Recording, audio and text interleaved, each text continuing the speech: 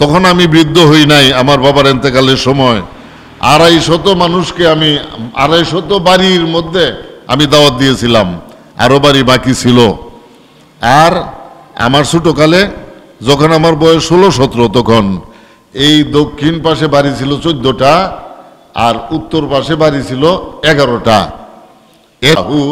আল্লাহু আল্লাহু আল্লাহু প্রত্যেক দমে দমে যখন দম টানতে আল্লাহ ছাড়তে হু, এই জিকির যখন তুমি হরদম করতে থাকবে এবং প্রত্যেক দিন সকাল সন্ধ্যায় আল্লাহ রাব্বুল আলামিনের কালামকে তেলাওয়াত। লোক চলাফেরা করতে পারতেছে না, বিছনা শোয়া। আমি কি হাঁটতেও পারি, চলাফেরা করতে পারি, সাইকেল চালাতে পারি, হাটে বাজারে যাইতে পারি, ভ্যান গাড়ি রিক্সা এগুলো আমি কি চালাইতে পারি। যখন এই অসুস্থ মানুষের দিকে আপনি তাকাবেন, আপনার অন্তরে কোনো কষ্ট থাকবে না। যদি আপনি আপনার থেকে একটু উপরে যে লোক আছে তার দিকে তাকান, যেমন ধরুন আপনি একটা টিন সেট ঘরে থাকেন, চতুর্দিকে টিনের বেড়া দেওয়া, উপরে টিনের ছাউনি দেওয়া। আপনার প্রতিবেশীর বাড়িতে একটা ছাদ দেওয়া ঘর আছে, কোন ঘরের দাম বেশি, টিন সেট ঘর না ছাদ দেওয়া ঘর? মানুষের বাড়িতে জানে খাইটা কাজ করে, রোজের কাম যাকে বলা হয়, এক রোজ কাম করলে 600 টাকা পাবে। আবখোরাকি কাজ যদি করে 700 টাকার বেশি তাকে দিবে না। ঠিক করলাম না ভুল করলাম? ওই 700 টাকা দিয়ে সে চাল কিনবে, ডাল কিনবে, লবণ কিনবে, মাছ কিনবে, শুটকি কিনবে, মরিচ কিনতে হবে। সাবান কেনার পয়সা তার আছে নাই। সারাদিন কাজ করছে, শরীরে ঘাম হয়েছে কি হয় নাই? এরপরে আমার উপরে কোন নামাজ ফরজ? ফজরের নামাজ। তাহলে এশার নামাজের পরে ফজরের নামাজ নিঃসন্দেহে আমি আর কোনোদিন পড়তে পারবো না। কিয়ামতের পূর্বে আর কোনোদিন আমার দ্বারা নামাজ পড়া হবে না। তাই নিশ্চিত মৃত্যুর খবর জানার পর এই লোকটা যেইভাবে নামাজ পড়বে, খুব সুন্দরভাবে সূরা কেরাত সমূহ সঠিকভাবে তেলাওয়াত করবে, রুকু সেজদা তাসবিহ সমূহ সুন্দরভাবে তেলাওয়াত করবে এবং আহকাম সমূহ আরকান সমূহ ঠিকভাবে আদায় করে তিনি নামাজ পড়বেন। আমার হুজুর পাক সাল্লাল্লাহু তাআলা সাল্লাম বলতেছেন, যেহেতু দুনিয়ার কোনো মানুষ তার মৃত্যুর নির্ধারিত সময় সে বলতে পারে না, জানে না, কাজেই আজকে জুম্মার নামাজের পরে আসরের নামাজের পূর্বে আমার মৃত্যু হইতে পারে, এটা ভেবে এই কথাটা মনের মধ্যে রেখে জুম্মার নামাজ আদায় করতে হবে। এইভাবে যখন আমি সবগুলো নামাজ পড়তে থাকব, যদি আসর নামাজ আমি পড়তে পারি, তাহলে এরপরে ফরজ নামাজ হলো মাগরিব। হয়তোবা মাগরিবের নামাজ আমি আর পড়তে পারবো না। যদি মাগরিব পড়তে পারি, এরপরে ফরজ নামাজ হচ্ছে আমার উপরে কি এশা, হয়তোবা আমি এশার নামাজ পড়তে পারবো না। এইভাবে খেয়াল করে যখন আমরা নামাজগুলো পড়তে থাকব, নিঃসন্দেহে আমাদের নামাজের মধ্যে কোনো প্রকারের সুস্থি অলসতা আসবে না। আমরা আল্লাহ রাব্বুল আলামিনের প্রতি ভয় রেখে তারপরে নামাজ সমূহ আদায় করতে পারবো। আমার হুজুর পাক সাল্লাল্লাহু তাআলা আলাইহি ওয়া আলিহি ওয়াসাল্লাম এ কথাটাই মুআয ইবনে জাবাল রাদিয়াল্লাহু তাআলা আনহুর প্রতি ইরশাদ করেছেন, ফাকালা ইয়া রাসূলুল্লাহ জিদনি, ফাকালা ইয়া রাসূলুল্লাহ জিদনি। অতঃপর তিনি আমার হুজুর পাক সাল্লাল্লাহু তাআলা সাল্লামের খেদমতে আরজ করলেন, ইয়া রাসূলুল্লাহ, এ পর্যন্ত যতগুলো কথা আপনি বলেছেন, আপনার সমস্ত কথা আমি গ্রহণ করলাম, মাথা পেতে মেনে নিলাম। এইবার আমাকে আরো কিছু উপদেশ দান করুন।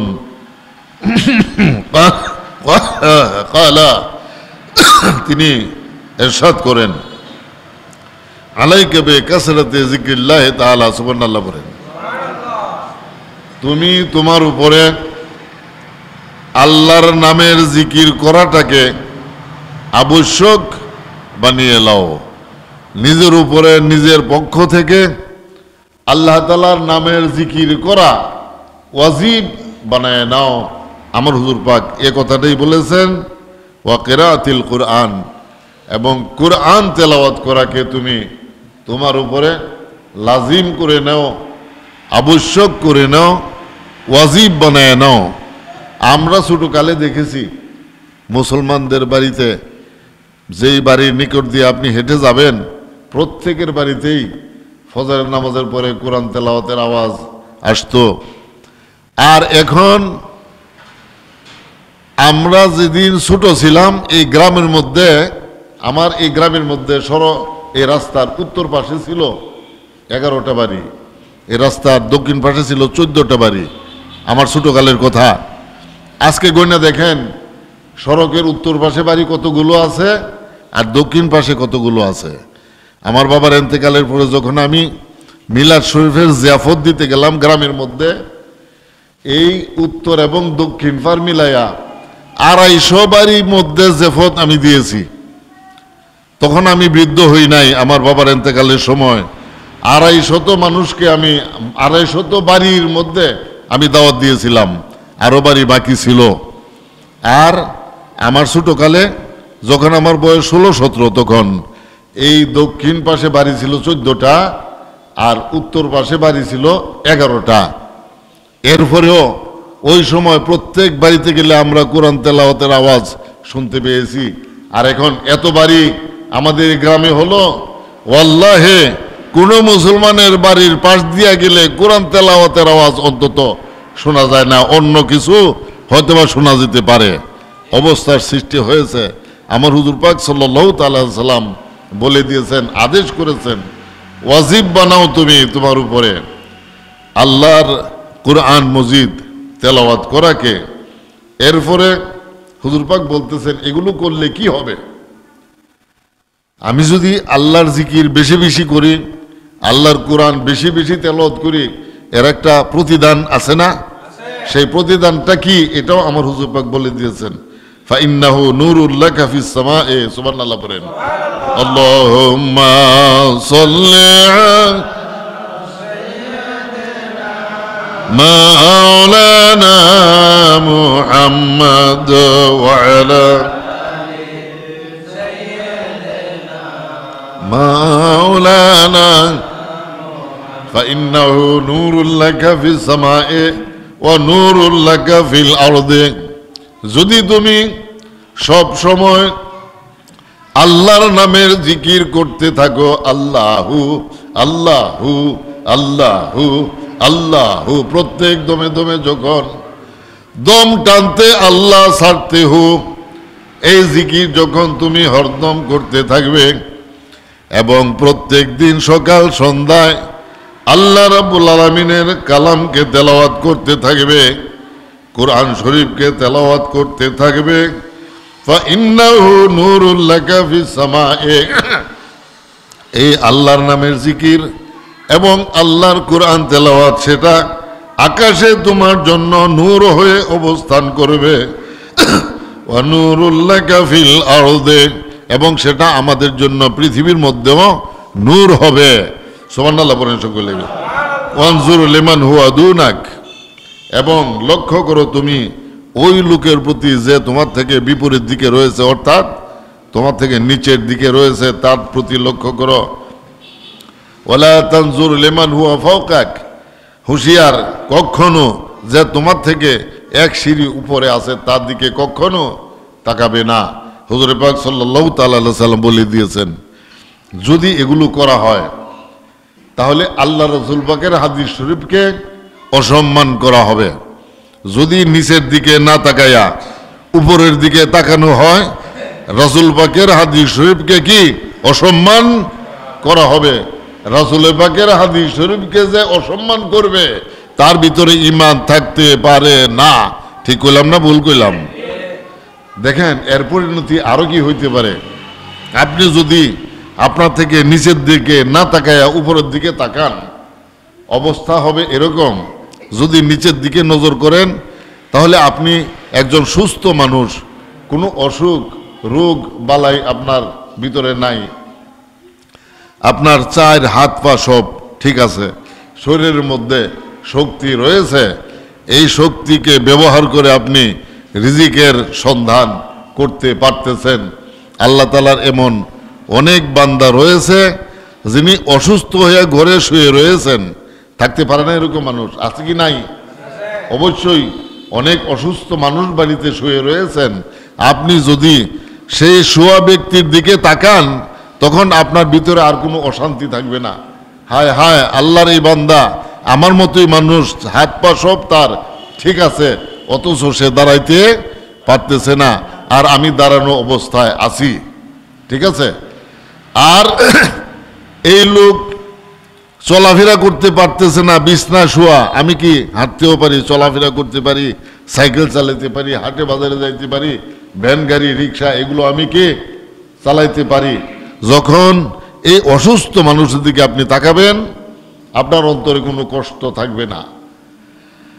যদি আপনি আপনার থেকে একটু উপরে যে লোক আছে তার দিকে তাকান, যেমন ধরুন আপনি একটা টিন সেট ঘরে থাকেন, চতুর্দিকে টিনের বেড়া দেওয়া, উপরে টিনের ছাউনি দেওয়া, আপনার প্রতিবেশীর বাড়িতে একটা ছাদ দেওয়া ঘর আছে, কোন ঘরের দাম বেশি, টিন সেট ঘর না ছাদ দেওয়া ঘর? ছাদ দেওয়া ঘরের দাম টিন সেট ঘরের চাইতে একটু বেশি। আপনি যদি ওই ছাদের ঘরের দিকে তাকান আপনার অন্তরে একটা কষ্টের সৃষ্টি হবে, হায় সে আমার প্রতিবেশী, আমিও মানুষ সেও মানুষ, আমি একটা ভাঙ্গা টিনের ঘরে থাকি আর সে ছাদ দেওয়া ঘরের মধ্যে থাকে, আমার তো একটা ছাদ দেওয়া ঘর নাই। এই খেয়াল যখন আপনি করবেন আপনার কালবের মধ্যে তার আকর্ষণ সৃষ্টি হবে, দুশ্চিন্তার সৃষ্টি হবে। টেনশন যাকে বলা হয়, এই দুশ্চিন্তা থেকে দুশ্চিন্তার অ্যাকশন আপনার হার্টের মধ্যে যায় পড়বে, হার্টের মধ্যে যাওয়া পড়ার পর আরেকদিন আপনি স্ট্রোক করবেন, স্ট্রোক করে ঘরে শুয়ে থাকবেন এবং 2 দিন 3 দিন পরে মৃত্যু হবে, কলমা পড়ার সুযোগ পাবেন না। কেন এই অবস্থা হলো? রাসূল পাকের হাদিস শরীফকে অসম্মান করার কারণে। তাই আমার হুজুর পাক সাল্লাল্লাহু তাআলা আলাইহি সাল্লামের হাদিস শরীফ সমূহকে সম্মান করতে হবে। তিনি যা করতে বলেছেন ঠিক তা করতে হবে, যে সকল কাজ করতে তিনি নিষেধ করেছেন ওইগুলো করা যাবে না, ছেড়ে দিতে হবে।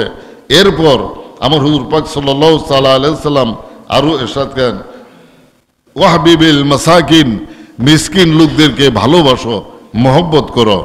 মিসকিন লোকদেরকে মহব্বত করার মানে হলো ওই সমস্ত মিসকিন লোকদেরকে টাকা পয়সা দিয়ে সহযোগিতা করা, সাহায্য করা, তার খাদ্যের ব্যবস্থা করা, যদি ঋণগ্রস্ত হয়ে থেকে তার ঋণ শোধ করার ব্যবস্থা করে দেওয়া, এগুলো হচ্ছে মিসকিন লোকদেরকে ভালোবাসার বিষয়।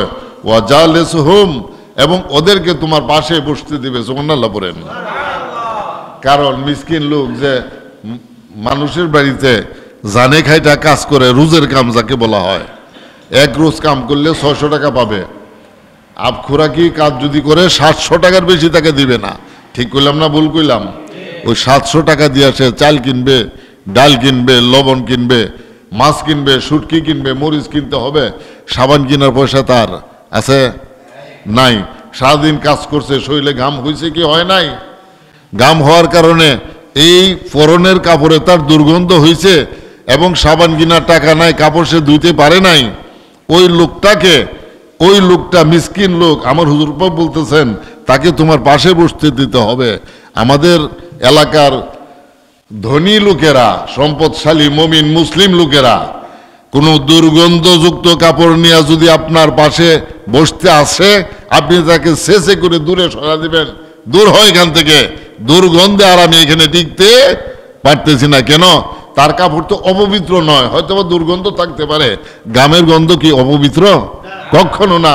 আমার হুজুর পাক বলেছেন ওই মিসকিন লোকদেরকে আপনার পাশে বসতে দিতে হবে। যদি দেন, মিসকিন লোককে যদি মহব্বত করেন আর ওই মিসকিন লোকটাকে যদি আপনি ভালোবাসেন, তাহলে আপনার এটার একটা পরিণতি আছে না? সেই পরিণতি দেখেন আমার হুজুর পাক কয় কি, ফাইন্নাহু ইউবারাকু লাকা ফিল মালে ওয়াল উমরে, সুবহানাল্লাহ বলেন। এটা অবশ্যই, ফাইন্নাহু, ইন্না শব্দের অর্থ নিঃসন্দেহে, অবশ্যই, হু অর্থ এটি। কোনটা? মিসকিনকে মহব্বত করা, মিসকিনকে নিজের পাশে বসতে দেওয়া। এই দুটি কাজ যদি আপনি করেন, আপনার সম্পদের মধ্যে এবং আপনার জানের মধ্যে বরকতের সৃষ্টি হবে। সম্পদ অর্থ যা কামাই করলেন, এই আপনার কামাই করা টাকা পয়সার মধ্যে আল্লাহ তাআলা বরকত দান করবেন এবং আপনার হায়াতের মধ্যে আল্লাহ তাআলা বরকত দান করবেন। এরকম মানুষ কি আছে না? দৈনিক তার 700 টাকার ওষুধ খাইতে হয়, হয় কি হয় না? আপনি কয় টাকার ওষুধ খান? 1 পয়সাও না। এটা কি আপনার হায়াতের বরকত না? 700 টাকা তাকে কামাই করতে হয়েছে, তারপরে ওষুধ খেতে হবে নাকি? আপনি যদি মিসকিনকে 10 টাকা দিয়ে সাহায্য করেন, আল্লাহ তাআলা আপনাকে 10,000 টাকার ওষুধ কিনা থেকে রক্ষা করবে। সুবহানাল্লাহ পড়ে।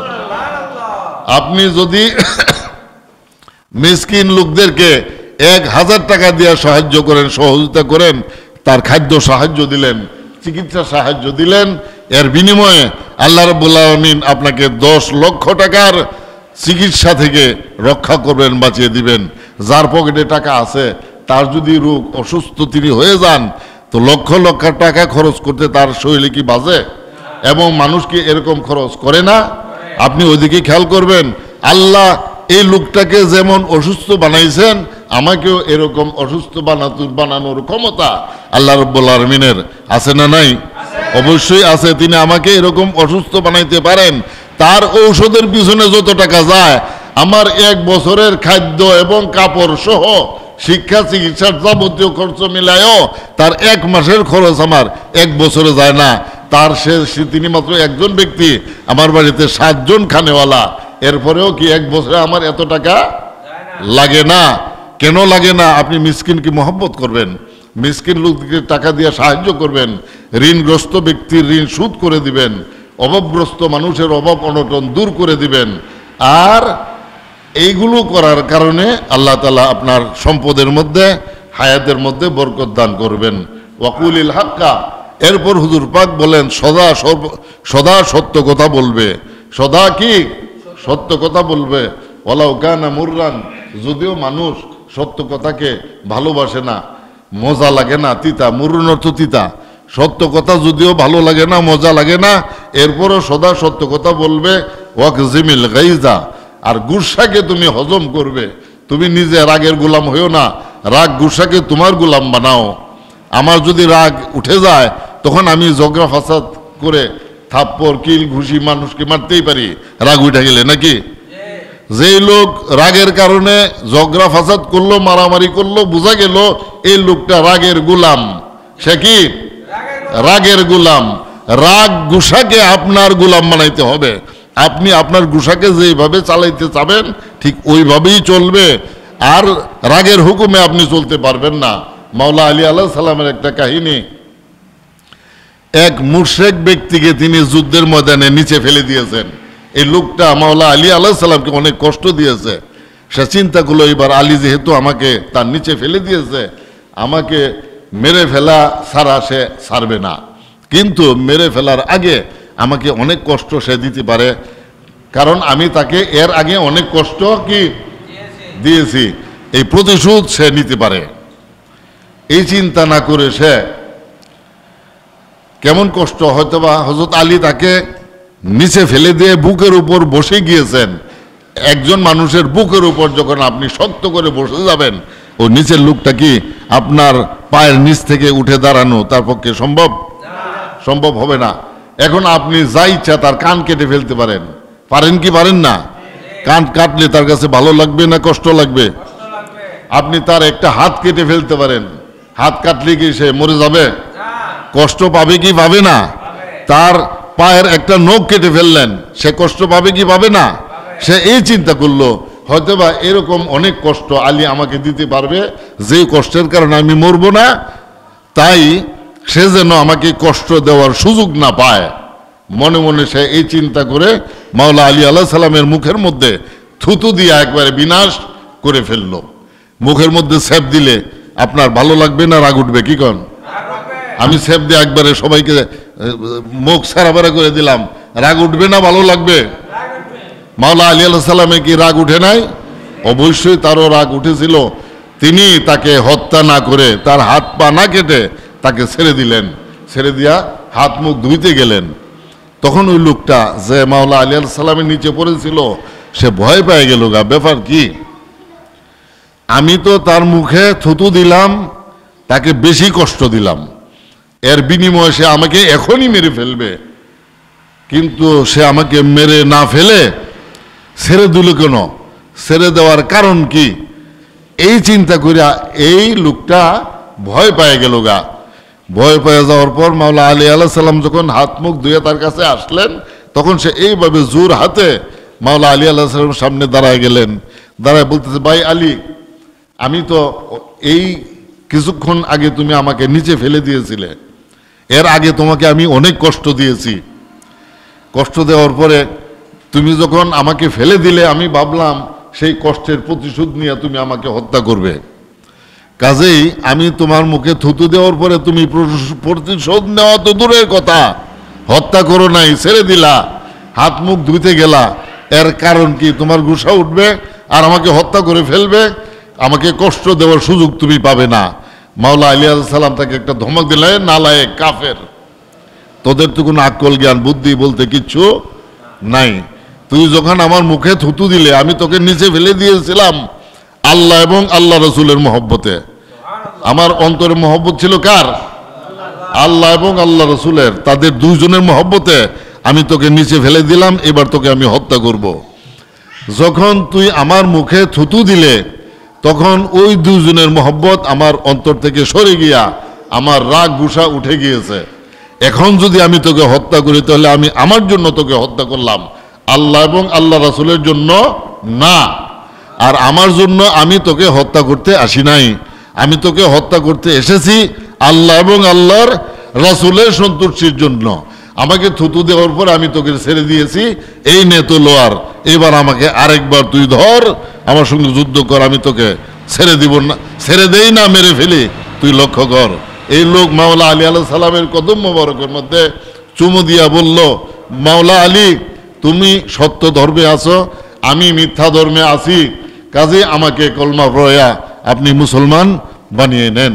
মাওলা আলী আলাইহিস সালাম তাকে মুসলমান বানায় নিলেন। রাগ গুসা যদি আপনার অধীনস্থ হয়, কারণ রাগ গুসাটা তো আপনারই না, অন্য কেউ। আরেক বেটার রাগে কি আপনি রাস্তায় কি লাগালি করবেন?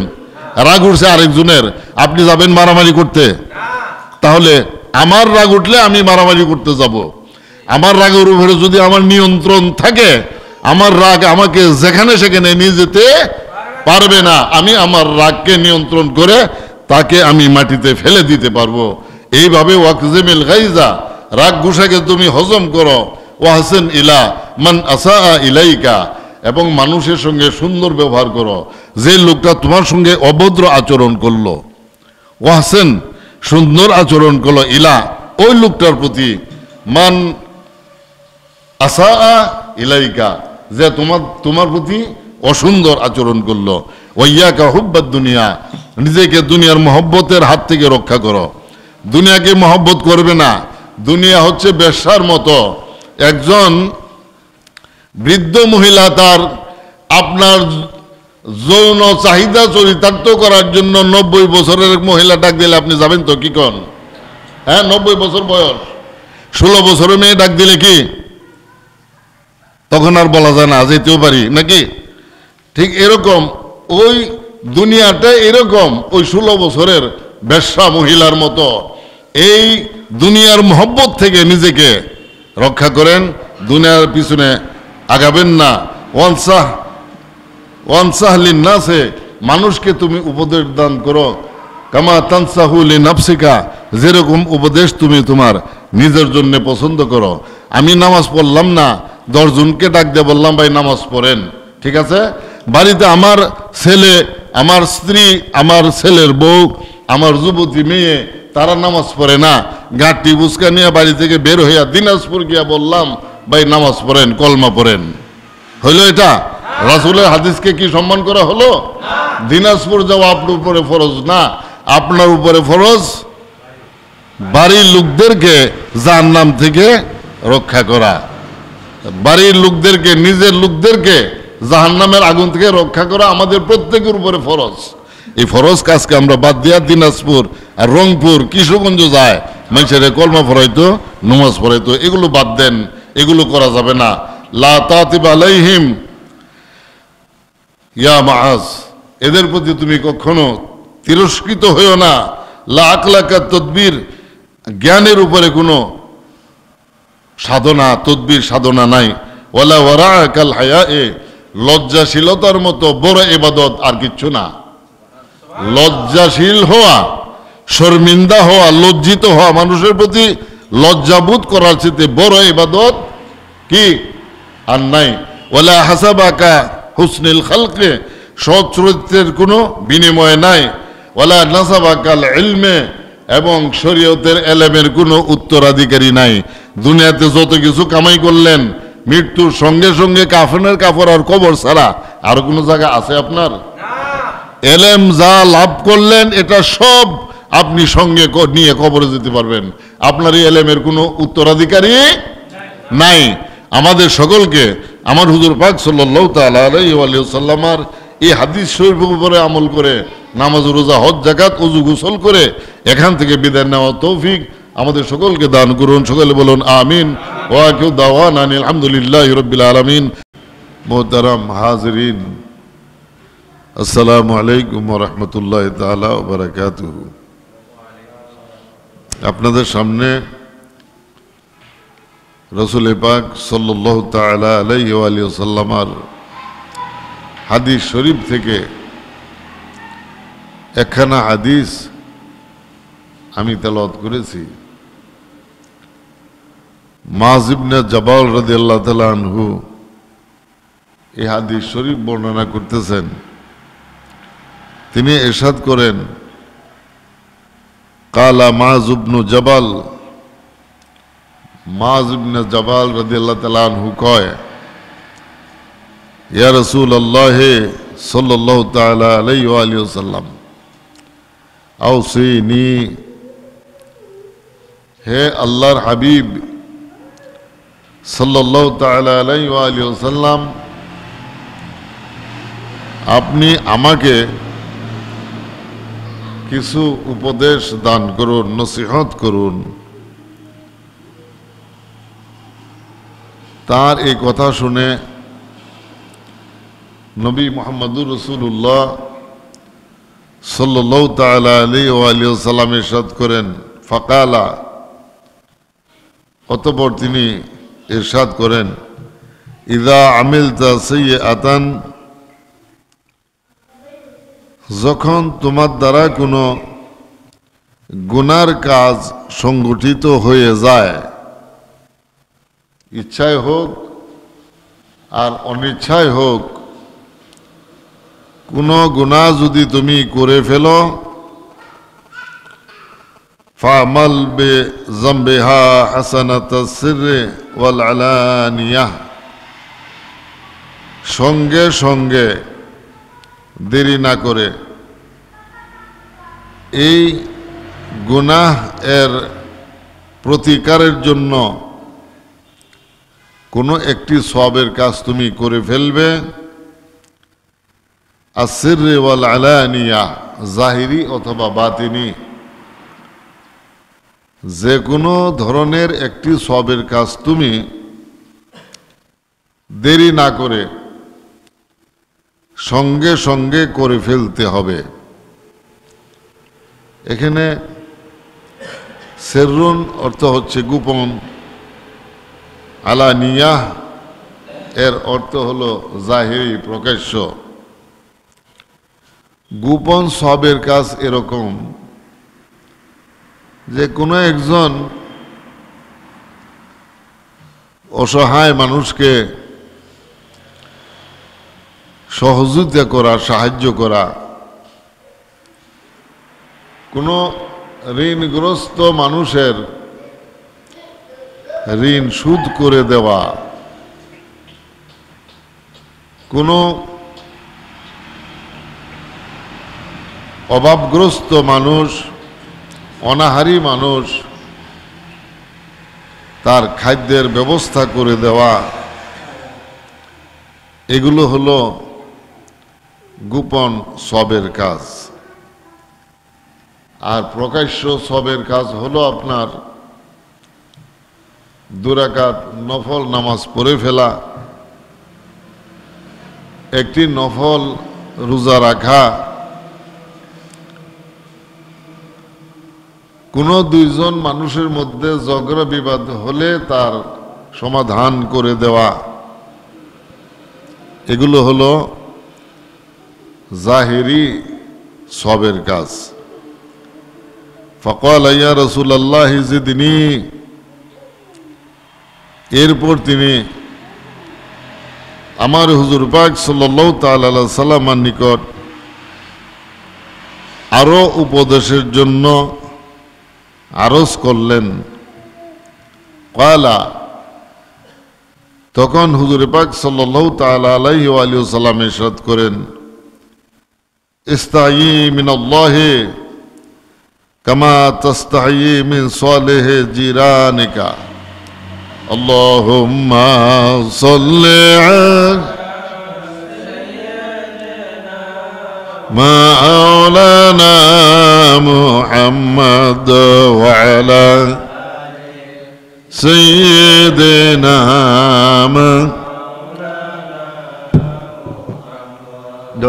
আল্লাহুম্মা সাল্লি মাওলানা মুহাম্মদ ওয়া আলা মাওলানা। আল্লাহ সুবহানাহু ওয়া তাআলাকে লজ্জাবোধ করার জন্য আমার হুজুর পাক সাল্লাল্লাহু তাআলা সাল্লাম ইরশাদ করেছেন, কোনো অন্যায় কাজ করার সময় যদি আপনি আল্লাহ তাআলার প্রতি খেয়াল করেন, ধ্যান করেন যে অন্যায় আমি করতেছি, আল্লাহ সুবহানাহু ওয়া তাআলা এটা প্রত্যক্ষ করতেছেন, তিনি দেখতেছেন, এবং আমার এই অন্যায় কাজ সমূহ হাসরের দিন কোটি কোটি মানুষের সামনে উত্থাপন করা হবে, কোনো প্রকারের গোপনীয়তা রক্ষা করা হবে না। সে অন্যায় কাজ যত বেশি গোপনেই করা হোক অথবা জাহিরিভাবে করা হোক, আমরা আল্লাহ রাব্বুল আলামিনকে দেখি না, যে কারণে অন্যায় কাজগুলো আমরা সহজেই করে ফেলতে পারি। আমরা যদি একজন মানুষ আরেকজন মানুষকে যেভাবে দেখতে পাই, এইভাবে যদি আমরা আল্লাহ রাব্বুল আলামিনকে দেখতে পেতাম আমাদের সামনে, তাহলে নিঃসন্দেহে আল্লাহ তাআলার নাফরমানি করা আমাদের পক্ষে সম্ভব ছিল না। আমরা আল্লাহর হুকুমের অবাধ্য হইতে পারতাম না যদি আল্লাহ রাব্বুল আলামিন আমাদের চোখের সামনে দেখা যেত। আমরা চোখে দেখি নাই বলে আল্লাহ রাব্বুল আলামিন দেখেন না, এই ধরনের ভুল আন্দাজ করা কখনো ঠিক হবে না। আমাদের যাবতীয় কার্যক্রম আল্লাহ রাব্বুল আলামিন প্রত্যক্ষ করতেছেন এবং দেখতেছেন। এজন্য আল্লাহ তাআলার প্রতি ভীষণ আকারে লজ্জিত হওয়া, শর্মিন্দা হওয়ার কথা আমার হুজুর পাক সাল্লাল্লাহু তাআলা সাল্লাম বর্ণনা করেছেন, উদাহরণ পেশ করেছেন এখানে। কামা তাস্তাহি মিন সালিহি জিরানিকা, তুমি যেইভাবে তোমার সৎ প্রতিবেশীকে লজ্জাবোধ করে থাকো, ঠিক সেইভাবে আল্লাহ রাব্বুল আলামিনকেও লজ্জাবোধ করতে হবে, আল্লাহ রাব্বুল আলামিনের সামনে শর্মিন্দা হইতে হবে। আমার হুজুর পাক সাল্লাল্লাহু তাআলা আলাইহি সাল্লাম এই ওসিয়ত করলেন, এই আদেশ করলেন, নসিহত করলেন। কারণ যে কথাটা আমি একটু আগে বললাম, কোনো প্রতিবেশী যদি আমার ভালো মানুষ হয়, সৎ মানুষ হয়, আর ওই প্রতিবেশীর কোনো ক্ষতি যদি আমার দ্বারা হয়ে যায়, যেমন ধরুন প্রতিবেশীর ধান ক্ষেত আপনার গরু দড়ি ছিঁড়ে গিয়ে তার ক্ষেতের ধান খাইল, আর ধান খাইলই বা কয়টা, কিন্তু ওই যে 10 হাত লম্বা দড়ি সঙ্গে ধানগুলো পেঁচাইয়া মাটির মধ্যে ফেলে দিয়েছে। পাকা ধান ক্ষেত, এই ক্ষেতের মধ্যে যে ধানগুলো ফেলে দিল, এই ক্ষেতে কি আরো ধান হবে? আর হবে না। এই ফসল থেকে আরেকবার ফসল রোপণ করলে হইতে পারে। প্রতিবেশী আপনার গরু বাড়িতে এনে দিয়ে গেল, বাড়িতে বলে গেল যে তোমার গরু তো আমার অনেক ক্ষতি করছে, শক্ত করে বেঁধে রাখবা, শুধু এতটুকুই বলল। আর এইটুকু কথার ভিতরে কি কোনো গালিগালাজ আছে? এই কথার ভিতরে কোনো গালিগালাজ নাই। এই কথার ভিতরে কোনো অভদ্রতা আছে? অত্যন্ত ভদ্রভাবে, নম্রভাবে আপনাকে বলে গেল গরু ভালো করে শক্ত দড়ি দিয়া বেঁধে রাখবে, আর যেন ছুটতে না পারে। আমার অনেক ক্ষতি তোমার এই গরু করেছে। শুধু এতটুকুই বলে গরুর মালিককে দিয়া তিনি চলে গেলেন। গরুর মালিক চিন্তা করলো, সে বলল তার কথার মধ্যে কোনো মিল আমি পাইতেছি না। সে সর্বপ্রথম বলল কি তার অনেক বড় ক্ষতি করেছে, বলে নাই? অনেক বড় ক্ষতি করলে তো সে গালিগালাজ করার কথা, ধমক দেওয়ার কথা। অত্যন্ত সহজভাবে আমাকে বলে গেল গরু শক্ত করে বেঁধে রাখবে, ছেড়ে দিও না। তাই এই গরুর মালিক গেল তার প্রতিবেশীর কেমন ক্ষতি করলো এটা দেখার জন্য। যা দেখে প্রায় 7% ক্ষেতের ধান 10 হাত লম্বা দড়ি দিয়ে ফেঁচাইয়া 7-8 কামড় হয়তো বা খাইছে, আর দড়ি দিয়ে ফেঁচাইয়া এই 7% ক্ষেতের ধান মাটির মধ্যে ফেলে দিয়েছে। গরুর মালিক তো বুঝলো যে আসলে তো ক্ষতিটা অনেক বড় হয়েছে। সে কথা তো ঠিকই বলেছে যে আমার অনেক বড় ক্ষতি করেছে, কিন্তু এত বড় ক্ষতি করার পরে আমাকে ধমক দেবার কথা, গালিগালাজ করার কথা, আমার সাথে অসৎ আচরণ করার কথা, এর একটাও সে করে নাই। সহজভাবে, ভদ্রভাবে, নম্রভাবে সে আমাকে বলে গেল। এরপরে যদি এই লোকটার সঙ্গে রাস্তায় আপনার দেখা হয়, তাকে দেখলে আপনি কি লজ্জাবোধ করবেন কি করবেন না? আমার গুরু এত বড় ক্ষতি করলো, সে একটা বিচারেরও ব্যবস্থা করলো না, আমাকে একটা ধমক দিল না, গালিগালাজ পর্যন্ত করে নাই, নম্রভাবে ভদ্রভাবে সে কথা বলে চলে গিয়েছে। এই লোকটাকে দেখলে আপনি যেরকম লজ্জাবোধ করবেন, ঠিক আল্লাহ সুবহানাহু ওয়া তাআলাকে তার মতোই লজ্জাবোধ করতে হবে।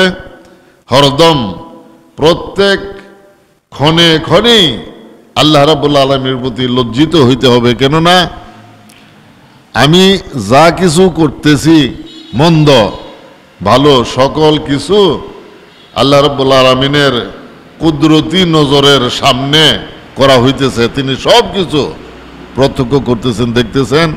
এর বদলা হাসরের ময়দানে মালিক ইয়াউমিদ্দিন আছে না? কুরআন শরীফে এরকম কথা নাকি নাই? মালিক ইয়াউমিদ্দিন, তিনি শেষ বিচারের দিনে মালিক। ওই দিন কোটি কোটি মানুষের সামনে আমার এই অন্যায় আচরণগুলো পেশ করা হবে, কোনো প্রকারের গোপনীয়তা রক্ষা করা হবে না। এই কথা যখন আপনি স্মরণ করবেন, আল্লাহ তাআলার প্রতি অবশ্যই লজ্জাবোধ সৃষ্টি হবে আমাদের।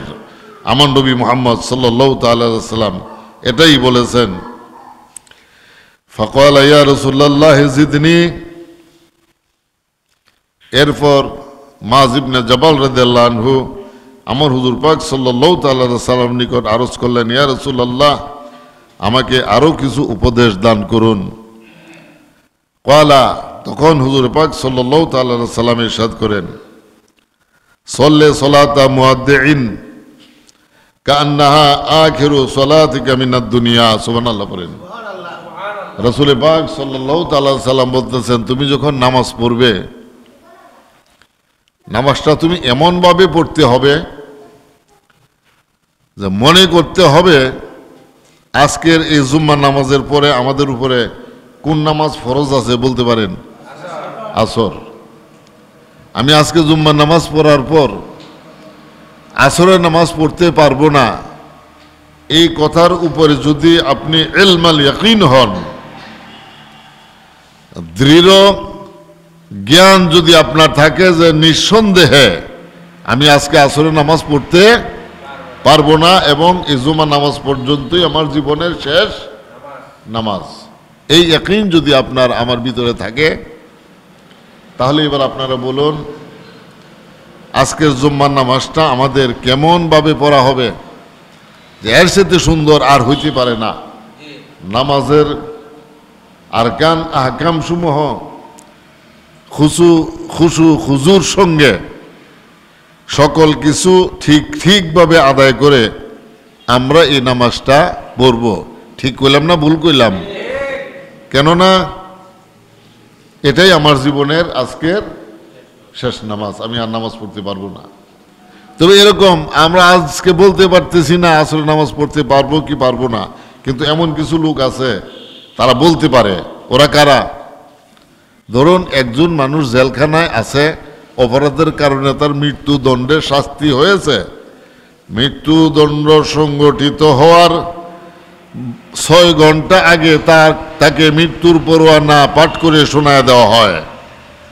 যার মৃত্যুদণ্ড কার্যকর করা হবে তাকে মৃত্যুর পরোয়ানা পাঠ করা হয়, জেল সুপার এসে তাকে পড়ে শুনিয়ে দিয়ে যান।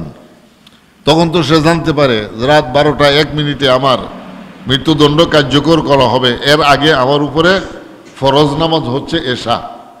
ঠিক 12টা 1 মিনিটের আগে কোন নামাজ আমার উপরে ফরজ? এশার নামাজ।